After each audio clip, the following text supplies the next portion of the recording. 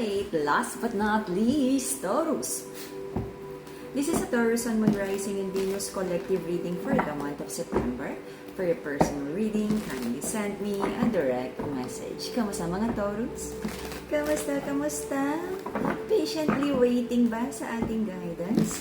This is a Taurus Sun, Moon, Rising, and Venus collective reading for the month of September.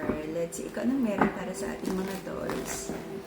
Remind ko lang uli kayo, ang nag-iisang account ng Mystic Siren ay Kai Angeles 11. Yung original account natin na Kai Angeles, na-hack, hindi ko na ma-open. Alright? Ang nag-iisang account ng Mystic Siren ay Kai Angeles 11. Taurus. This is a Taurus Sun, Moon, Rising, and Venus collective reading for the month of September. Let's see kung ano meron para sa ating mga Taurus. Let's see kung ano meron para sa ating mga Taurus. Collective energy ng ating mga Taurus. Pasok sa marana. Let's see.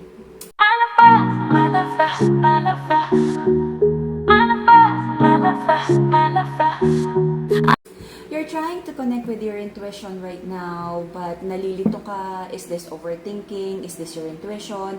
Ito ba yung guidance sa'yo? Is this from your trauma from past relationship? Are you thinking straight? Okay? Meron ka ring mga...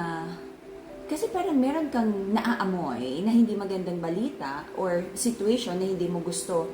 But iniisip mo kung are you overthinking or talagang may nararamdaman kang mali sa situation ng buhay mo na to. There's a love connection, partnership, okay? Business or love partnership. That it feels like hindi mo nakuha, hindi naabot ang standards ng ating mga Taurus. Okay? And pinag-iisipan mong mabuti, tama ba talaga na nagkaroon ng ending? Nag-rush ka ba? Bilang Taurus, mabagal mag-decide, gusto sigurado or sigurista. But kung ano man yung mga, sabihin natin, you feel na hindi ito yung ideal relationship na gusto mo, hindi naabot ang standards mo. And I feel you step back at pinag-isipan mo parang, teka lang, deserve mo ba to? Kasi parang you deserve more. Kaya parang sabi mo, wait lang. Kailangan mong i-assess ang situation. Mukhang kailangan ng examination paper. Nagdala ng sadness ang relationship na to, pero para sa'yo hanggang kaya mo namang kumapit ka. But meron ka mga inisip na ano rin ba yung mga pagkukulang, pagkakamali mo? Ready ka ba talaga? Masyado ka bang nagmadali sa mga decisions, sa relationship, sa partnership na to? Kaya nagka-windang-windang.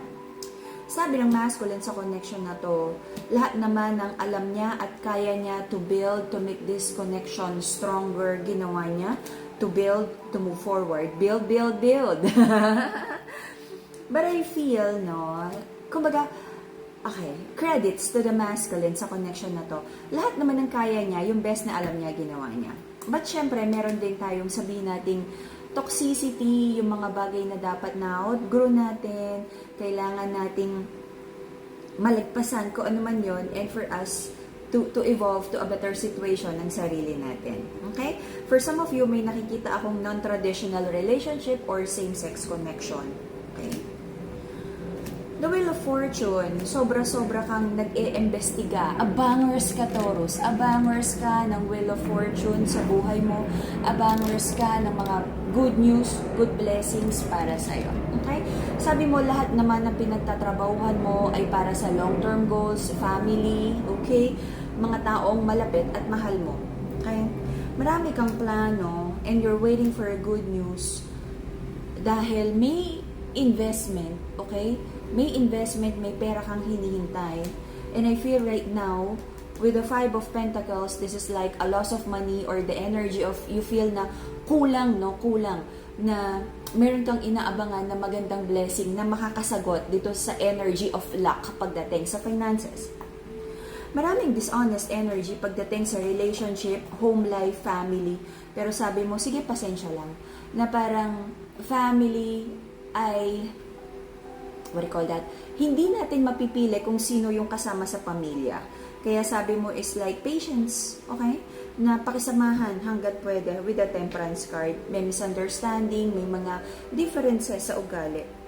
But I feel, no, Taurus, very earth energy na your energy is more focused on kabuhayan, kaperahan, achievements, personal goals, trophy, okay, kung ano man yan, pagdating sa mga achievements sa buhay, mas dyan ka nakatutok. Alrighty? If you're manifesting abundance, the yellow and happy crystal, Brazilian citrine.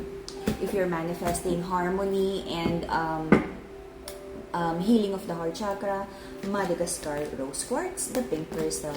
Lahat ng crystals natin, authentic, cleansed, and blessed by the enlightened guide. Alrighty. So, Taurus. The reason for the reading is meron kang hinintay na offer pagdating sa kaperahan, but iniisip mo parang naunsyame ba to? Or na-scam ka ba? Na kung ano yung mga pangako ay parang nagkaroon ng delays or blockages. Okay? Pagdating sa pag-ibig, maraming pangako, maraming pangarap, maraming sinabi. But pagdating sa execution ng mga pangako na to, parang tinimbang ka, ngunit kulang. Dear Ate Charo, nag-manifest naman po ako ng masaya na relationship. Akala ko siya na. Okay, so, because of that, sabi mo, hindi ito yung nagmamanifest ka na something stable, business and love partnership. Pero parang ang daming pangako, ang daming plataforma, ang daming nilatag, may blueprint, nalagyan pa ng, ano tawag dyan? Natatakan pa ng notaryo, wala namang nangyari. Okay. So, recent past, I feel the masculine in this connection very stubborn. Not very cutesy. Very stubborn ng masculine. Okay? So, I feel the feminine na dadamay, tinutopak na rin. Asan daw yung mga pangako? Sabi ng masculine, teka lang, dami-dami kong iniisip. Hindi ko priority right now, no? Baka naman hindi naman literal na sinabi ng masculine. Pero nararamdaman ko dito, hindi makafocus at hindi ma-prioritize ng masculine ang love connection na to. Because sabi niya, paano siya magfo-focus sa love?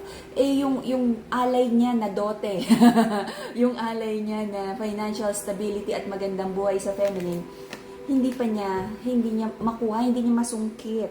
Kung may batang involved na sa connection na to, sabi niya, wait lang ha. Sabi ng masculine, ang dami-dami niyang iniisip para sa provision, para sa family. Okay? So, bala-balanse lang din. No overwhelm a masculine. So, prayers and manifestations, Taurus, meron kang iniisip na someone from the past. Sino to? Sino to? For some of you who is thinking of this current connection na parang on and off, hindi naman maayos, iniisip mo na parang worth it pa ba? Worth it pa ba na balikan to? Sobra-sobra mong iniisip kasi parang nape-pressure ka. Bakit? Kung hindi mo priority ang love na to, ilagay mo muna sa isang tabi, okay? Kasi ang love for me makapaghintay. Ang Meralco hindi. Putol yan.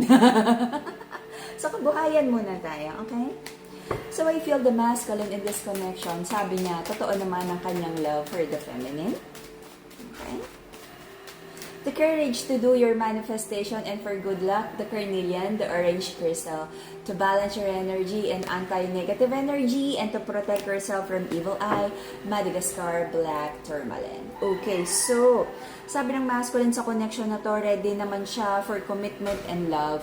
Kaya lang meron talaga siyang inaayos. Okay, feminine. Are you dealing with the too masculine? Kasi may energy din dito na parang may hang up ka sa past. What's happening? Okay, so,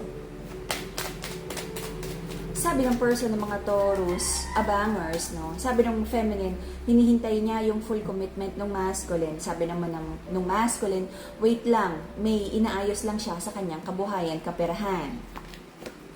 Burden. Okay? Sabi ng masculine, wait lang, ang dami-dami niyang iniisip. Sabi ng feminine, ano ba masculine? Ayoko maghintay. Hindi naghihintay ang mga prinsesa. So, sabi ng mga Taurus, marami na rin kayong na-realize, na-reveal about this connection na maaaring nakita mo as red flag. But, nagstay ka. Maraming lies, false promises here. So, di umano, ituloy ang chismis until the end of mental clarity and stronger connection with your intuition, the purple crystal, amethyst. Okay, again, ang crystals natin ay authentic, cleansed and blessed by the enlightened guide. Lahat may blessing na at na-cleanse na. Okay. So, Taurus, until the end of this year, I feel bibigyan mo pa rin ng pagkakataon, pagmamahal at chances ang connection na to. Ingat lang, manage your expectations about this connection. Because meron ako nakikita dito na maaaring kung ano naman yung mapag-usapan, mga pangako, ay maaaring hindi na naman matupad, maunsyame. Someone would feel broken-hearted and disappointed here na parang paulit-ulit na lang ang false promises. Pero sabi ng feminine, choice naman niya yun eh. Kaya naman ni masculine na tumupad sa kanyang pangako. But I feel someone is really struggling and chasing financial stability. So, i-extend na lang ang pangunawa habang meron mga pinagdadaanan, okay?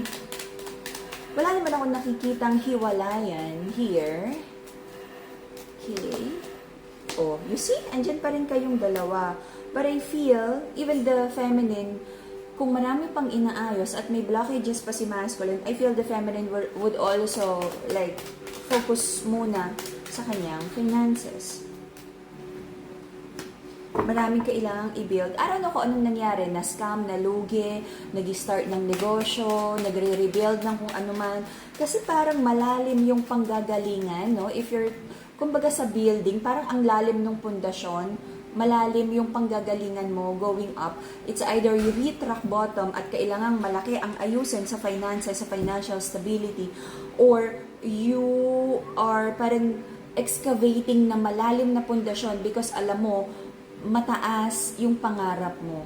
Okay?